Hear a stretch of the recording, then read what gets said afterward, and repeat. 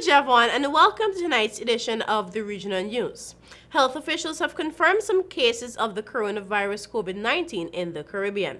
Dr. Carissa Etienne, director of the Pan-American Health Organization, PAHO, regional office of the World Health Organization, made the revelation last evening, according to the Barbados nation. She was speaking via video conference during a meeting of some CARICOM heads of government, ministers of health, and officials of key agencies to discuss protocols for addressing COVID-19 held at the Lloyd Erskine Sanford Center. She said there were 2 cases of COVID-19 in Brazil, 3 in Ecuador, 3 in the Dominican Republic, 4 in Mexico, 2 in St. Martin, and 1 in St. Bartholomew. St. Martin's Prime Minister Sylvia Jacobs yesterday morning activated the Emergency Operations Center in connection with the 2 confirmed cases of the coronavirus COVID-19 on French St. Martin.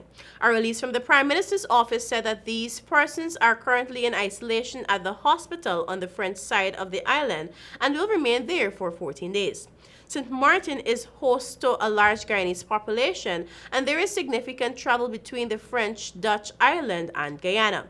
The release said that the EOC, chaired by the Prime Minister, has been activated to continue the preparedness, response, and mitigation measures that need to be taken for the COVID-19 and will continue to function on a heightened level of awareness. The release said that there are no cases of suspected or confirmed COVID-19 on Dutch St. Martin at this time.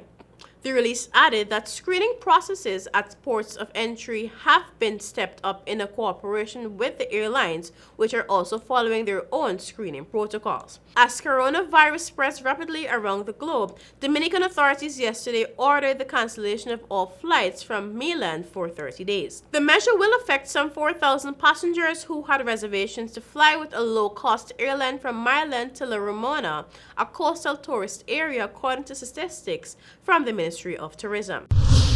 We now turn our attention to Trinidad and Tobago. A shallow magnitude 4.8 earthquake struck 113 kilometers west of Port of Spain, Trinidad and Tobago, at a depth of 10 kilometers at 10:25 p.m. last week, Friday. The earthquake was widely reported across parts of northwestern Trinidad, with a few reports across central Trinidad. This is the second felt quake to rock the island between last week Thursday and Friday, following a magnitude 4.2 earthquake at 12:55 p.m. Friday. The first quake occurred 104 kilometers west of Port of Spain at a depth of 10 kilometers. Earthquakes in this region are common. Generally, across the Eastern Caribbean, a seismically active area, earthquakes of this magnitude are up to 8.0, according to seismologists at the UE Seismic Research Center. Each year, over 2,200 seismic events are recorded in the Eastern Caribbean. On average, the Eastern Caribbean has seen a pattern of major 7.0 magnitude to 7.9 magnitude quakes every 20 to 30 years. That pattern has stayed true. The last major 7.0, 7.9 magnitude quake occurred north of Martinique in 2007.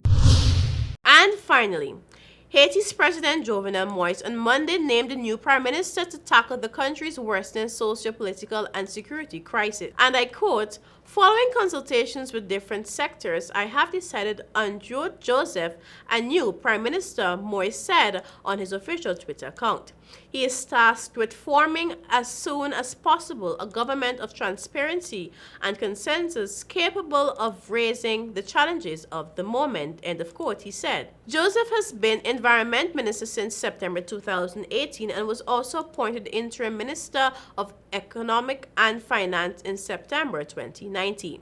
He replaced Jean-Michel Lapin, who had been acting prime minister.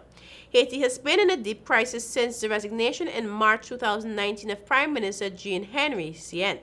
Joseph is the third person Moïse has appointed to the post since then. Political talks that began last summer to find a way to form a new government came to nothing, and the opposition is demanding that Moïse step down before any further discussion can even begin. Popular anger has been focused on Moïse since the High Court of Accounts announced in May 2019 that he was suspected of involvement in a huge corruption scandal that stretches back a decade. The ever-deepening crisis has slammed the brakes on domestic and international investment, leading to massive unemployment levels and an inflation rate topping 20%, which has made the impoverished nation even poorer. The country has also faced a sudden surge in the number of kidnappings for a ransom, together with a rise in the usual gang-related violence in the poorer neighborhoods. A French employee of the WFP was freed last Thursday, 2 days after she was abducted in the Haitian capital, Port-au-Prince. And that's it for Regional News this evening. Back to you, Javon.